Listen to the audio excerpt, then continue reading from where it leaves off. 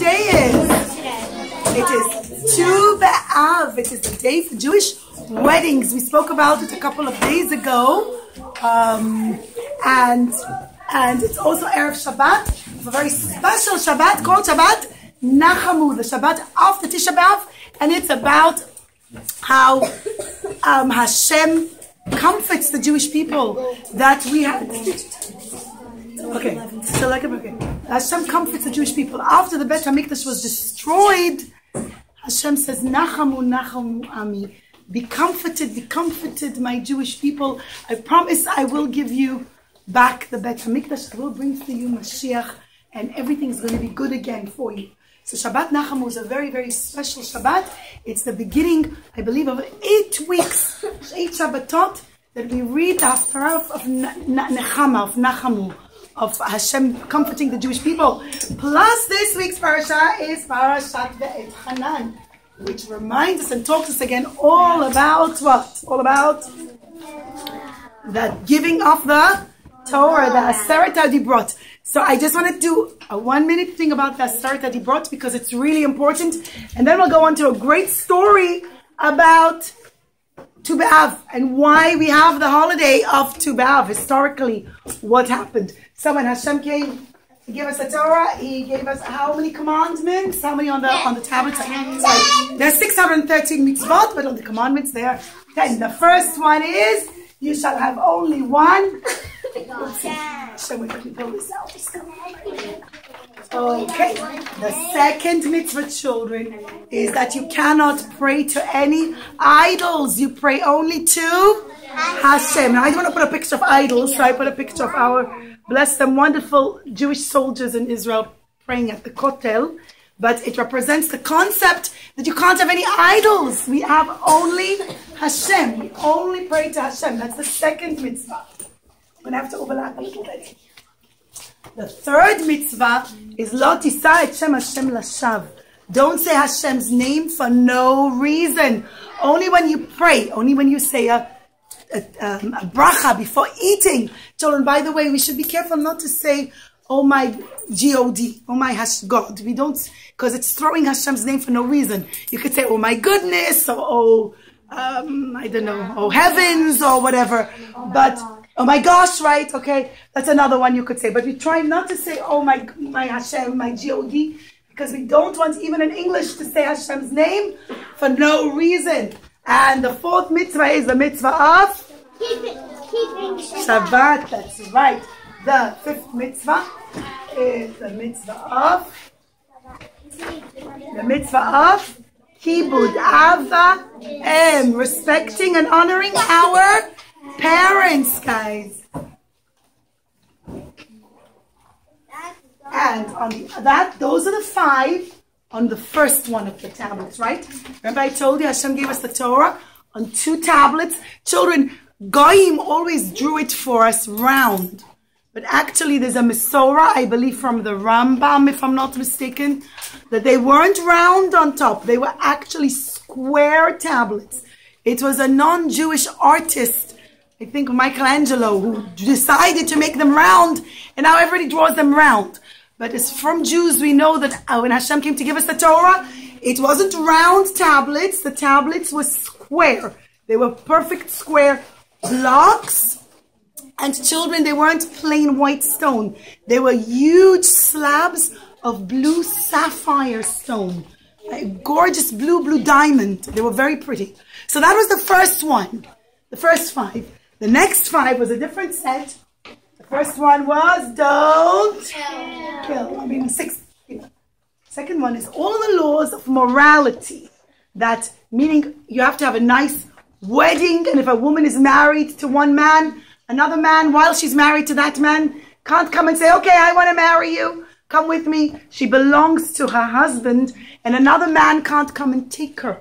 So long it's called laws of morality, of not to do anything with, to understand that a Jewish woman is a princess, she's a queen, and once she's married, she's kadosh, she's holy, and she is part of her husband's family, and another man can't come and just take her. The The 8th mitzvah is the mitzvah of don't steal. Actually, children, many people think that in the Aseret HaDibrot, the don't steal is talking about not to steal money.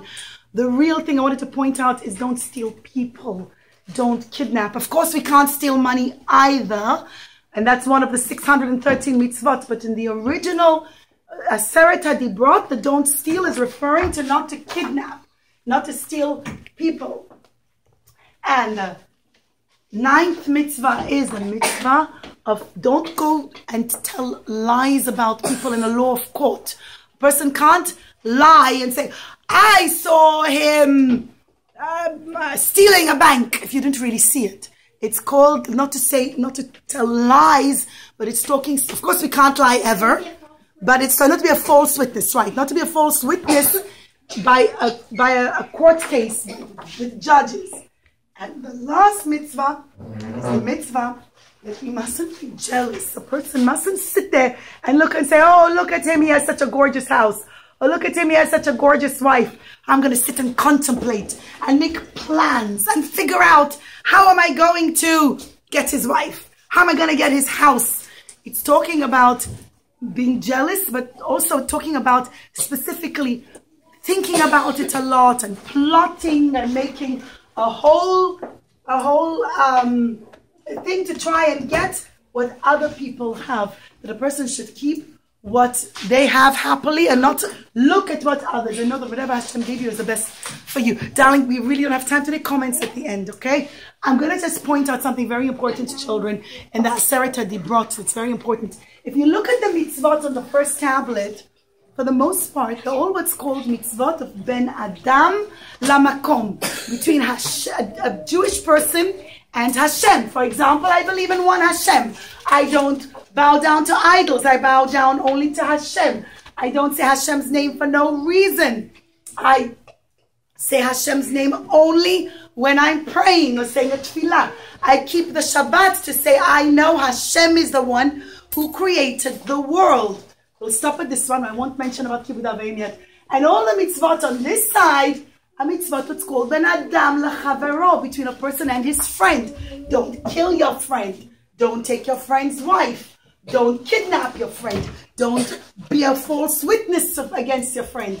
Don't be jealous of your friend's things. So you see, this is what's called Ben Adam Lamakom, Ben Adam L'Chavero. The one that doesn't seem to fit is the one of Kibud Av V'em, of respecting your parents. A parent, Hashem, or your parents, people, your friend. It's not a friend exactly, the people, right? So you would think that the mitzvah of Kibud Av V'em should be on this side. Mitzvah that you have to do between a person and another person, not between a person and Hashem. And yet when Hashem gave us the Torah, the mitzvah of Kibud Av V'em had to be on the side. Hashem gave it to us on the side of mitzvot between us and Hashem. Because Hashem wants to tell us that respecting your parents, honoring your parents is equivalent, is the same like listening to Hashem. You have to respect your parents like you respect Hashem. And that when a person has a love and a respect and a fear of their parents, they will also develop a love and a respect and a fear of Hashem in a good way. So it just shows us the greatness of our parents, that Hashem put our parents on the same side as himself. Just a point I wanted to point out. I'm going to move very fast now to the story of Tu B'Av. Tu B'Av started off as a very, very sad story. In fact, in the entire Tanakh, it is probably the saddest story that happened to the Jewish people. And yet the whole thing turned around and in the end became the happiest days of the Jewish people. In fact, it says Jewish people didn't have happier days during the days of the Bet HaMikdash than Yom Kippur and Tu B'Av. Tu B'Av was a very, very happy day, a day for weddings. And this is how the story begins. There was once this Jewish man and he was traveling all around the land of Israel, and he was going from one tribe to the next, and he said, oh, I want to go to Jerusalem, to Yerushalayim. Oh, the part of Yerushalayim, this part, belongs to the tribe of Binyamin. Shevet Binyamin, right? We were 12 tribes, I did as the 12 tribes. Let's say it very, very quickly. Reuven, Shimon, Yehuda, Issachar, Zebulun, Gad, Asher, Yosef, and Binyamin. These are the 12 Shevatim. So Binyamin's tribe was up in the mountains of Jerusalem. It was very beautiful. It was very close. It was right by the Bet HaMikdash. And it was by the area where the Bet HaMikdash would be built. And when he got there, he found a little inn. I don't have a picture of it, sorry. And he says, oh, I have my maidservant. Come on, maidservant. Let's go and stay by this inn. This inn was a large group of men from the tribe of Binyamin, and the maidservant came with her master. And she was a pilegesh, what's called a pilegesh. And he said, come on, let's go to the inn. And he came to the inn, children. The men of Binyamin who were living there, they weren't very good. And they decided they wanted to take this maidservant. And they said, oh, we'll take this maidservant and we'll keep her with us and we'll do whatever we want with her and we'll hurt her. They weren't nice at all, children. They weren't very tsanua. And he was horrified. And he said, this is terrible. How can these men from the tribe of Binyamin live by Jerusalem do such a thing? And he ran to call the policemen. You know, in Torah, children, one of our mitzvot is that we have to have shotrim v'shoftim. We have to institute policemen and judges. It's one of our mitzvot. There's a whole mitzvah of shotrim v'shoftim. You have to have policemen and judges by your gates. And he came and he said, listen, you men in this tavern, in this hotel, they took my maidservant and they're being very not good. Not the way a Jewish man should behave. And I don't expect this. Come and stop them. And the policemen and the judges of the tribe of Binyamin said, here in Binyamin, we just do that. We really don't care so much about all these mitzvot. And he was horrified. When he came back to get his maidservant children, he found her dead. It's very sad, children. They made her pass away. And he was so shocked. He said, I have to tell all the other tribes of the Jewish people. And they have to see what's happening in Shevet Binyamin, what's happening in the tribe of Binyamin. It's called, the whole story is in Tanakh, it's called Pilegesh Bagiv'ah. And he took a donkey, children, and he took the remnants of his maidservant, and in 12 different parts, and he sent it to the 12 tribes of the Jewish people. And this Pilegesh Bagiv'ah, even though she wasn't a full-fledged Jew, she was what's called a Pilegesh, like a non-Jewish maidservant that was kind of what's called a Pilegesh, to be there to help him build a family and things like that. And he took her and he sent her all around the 12 tribes. And every time she arrived in one of the tribes, the people of the tribes were horrified. He said, what's this? In Israel, such things never happen. How is there a donkey with a not a live woman on it? Very not put together and very not looking decent and like not pleasant looking.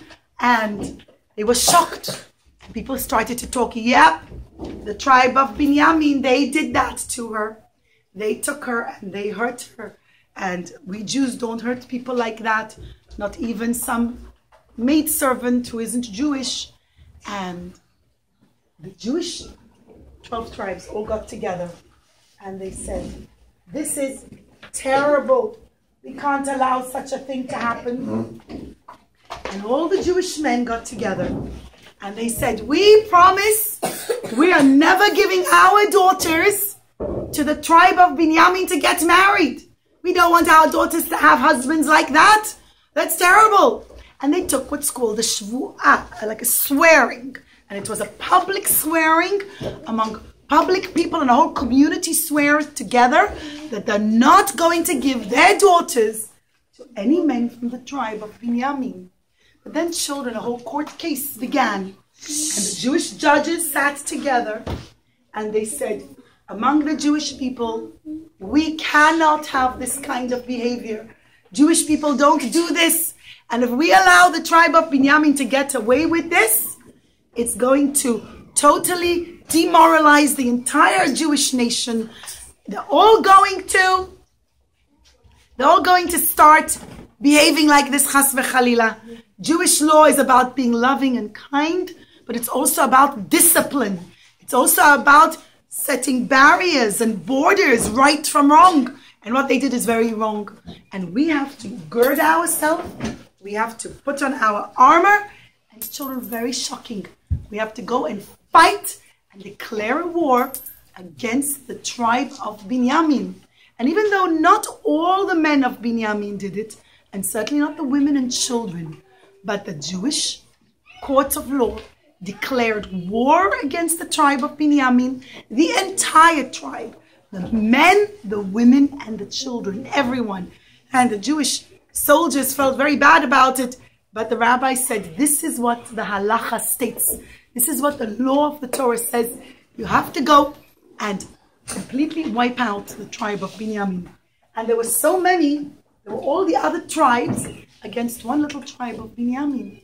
And kids, it was a very unpleasant war. It was very sad, children. And the whole of the tribe of Binyamin, almost everyone, got wiped out. With the exception of 400 young Jewish boys. Young Jewish boys from the tribe of Binyamin. They were very strong. And they said, this is ridiculous. We're not going to be able to win a war.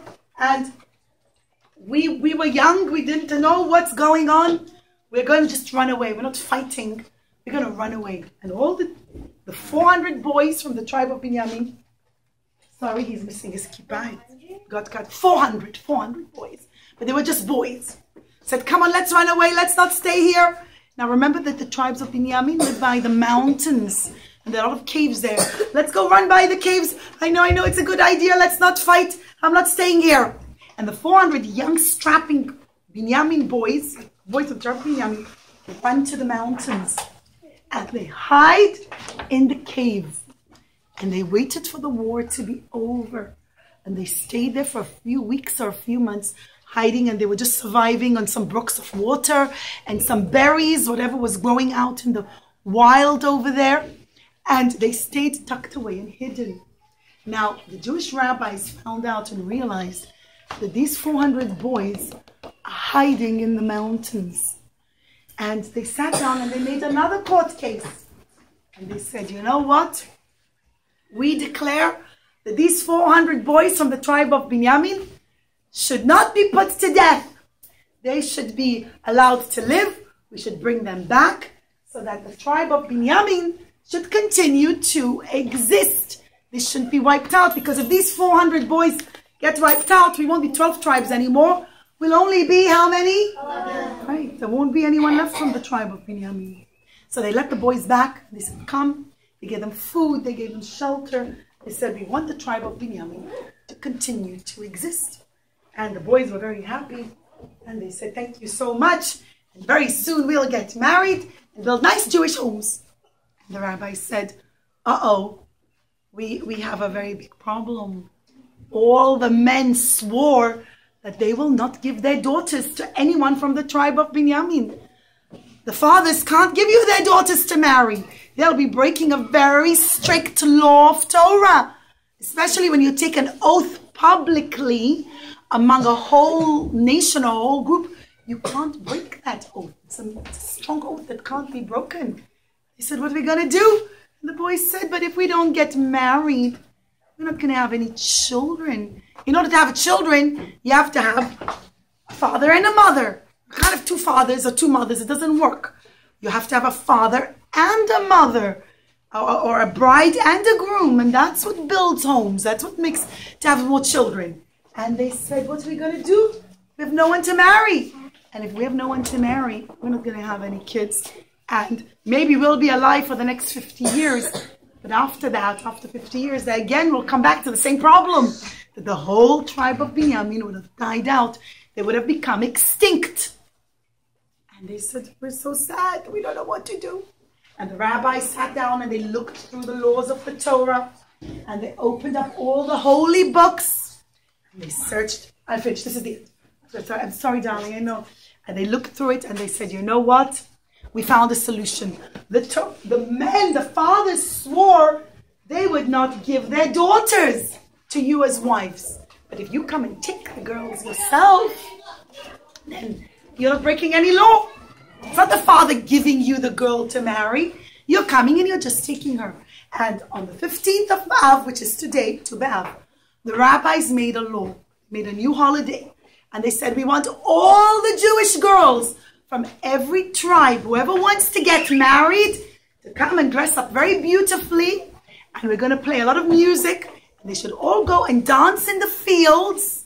And any boy, not just from the tribe of Binyamin, from any tribe who wants to get married should come and pick a girl and take her and take this girl. And the girls, a new custom began, I'll just say it very, very fast, sorry, that the girls shared their clothing, children. The girls who were princesses, because we had a lot of princesses among the Jewish nation back then, the girls who were like from the royal family gave their dresses to the girls who were less than them, who were from the noble families. And the girls from the noble families, they gave their dresses to the girls from, let's say, the army men's children. And the one from the army men's children would give their clothes to the businessmen's daughters. And the businessmen's daughters gave their clothes to the poor girls. And all the girls shared their dresses. You couldn't tell who was rich, who was poor, who was a princess, all the girls looked the same. All the girls looked beautiful. And all the princesses shared their dresses with the Jewish girl, with all the Jewish girls, like the one with the other. And they danced out in the field to music. And children, the big nest happened. No, the story is not over, girls. Please. Every single girl, sit down. Children, it's important to learn and understand the story. Because I don't want you to think that it's okay in Torah for a Jewish girl to go and dance, God forbid, and show herself off like that. It's actually not allowed at all. We have to be very modest, very tsanua, and understand that our dignity and our glory is not in exposing ourselves, but rather, that's why when we go to a nice Jewish wedding, we put a mechitza, the girls dance on one side, the boys on another, because we want to maintain the respect of a Jewish girl. But this time the girls were told to dance, and the boys from Shevet Binyamin and any other boy who wanted to get married came and chose a girl and took her as a wife. Now, a few miracles happened. One of the miracles was that every boy would be able to tell through Ruach HaKodesh on the day of Tisha B'Av, if any boy who wanted to get married got what's called Ruach HaKodesh, like divine inspiration, and could see which girl is meant to be his wife. And every boy picked the right girl for himself. And then afterwards they would go home to their father's home and they would celebrate. And after he took the girl to be his wife, afterwards then he would again ask permission from the father. But it got around that law of how the men said they would swear not to give their daughters to anyone from the Shevet Binyamin. And from then on, every single year, not just that year, every single year, so long as the Bet HaMikdash stood, the Jewish girls would dance in the fields and the Jewish boys would come and pick them.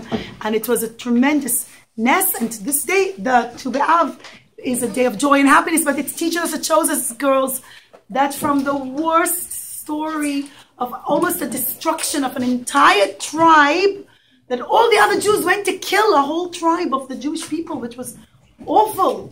But from that story, it turned around and it became a story of great unity and the happiest times for the Jewish people. So too, may Hashem Shabbat Nachamu change our galut into the happiest time with the coming of Mashiach Tzidkeinu.